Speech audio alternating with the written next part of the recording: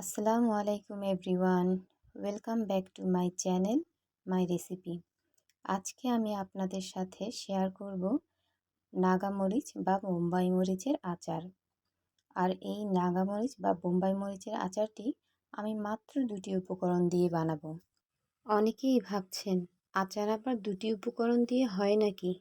সত্যি বলছি, আজকের আচারটি আমি মাত্র দুটি উপকরণ দিয়ে বানিয়েছি।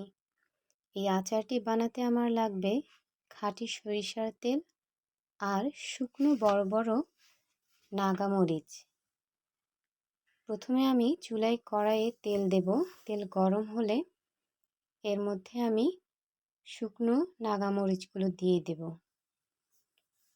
এরপর চুলো কমিয়ে আমি এই নাগামরিচগুলো তেলের মধ্যে 5 মিনিটের মতো ভাজবো। যখন দেখব যে মরিচগুলো ভাজা ভাজা হয়ে গেছে, এর ভেতর কোনো জলীয় অংশ নেই এবং পুরো ঘর নাগামরিচের মিষ্টি গন্ধে ভরে গেছে, তখনই বুঝবো যে আচারটি হয়ে গেছে।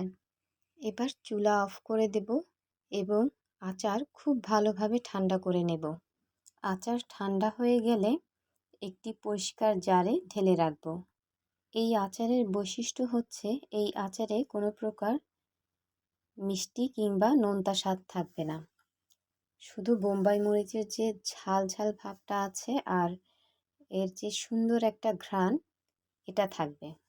যারা বোম্বাই মরিচ খুব বেশি পছন্দ করেন এবং সবসময় কেনা সম্ভব হয় না বা ভালো বোম্বাই মরিচ পাওয়াও যায় না, তারা এটা করে রাখতে পারেন। মাঝে মাঝে যখন খাবারে রুচি থাকে না, তখন ভাতের সাথে এই আচারের একটু তেল নিয়ে খেলে খুব ভালো লাগে, অনেক রুচি বাড়ে। তাই যারা বোম্বাই মরিচ বা নাগা মরিচটা পছন্দ করেন, তারা এই আচারটা করে রাখতে পারেন। আশা করি আপনাদের ভালো লাগবে। আমি তো করে রেখেছি যাতে অনেক দিন খেতে পারি। আপনারাও এভাবে করে রাখবেন, আশা করি ভালো লাগবে।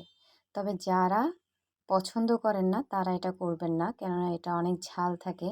যারা ঝাল খেতে পারেন না বা ঝাল পছন্দ করেন না, আজকের মতো এখানেই বিদায় নিচ্ছি। আল্লাহ হাফেজ।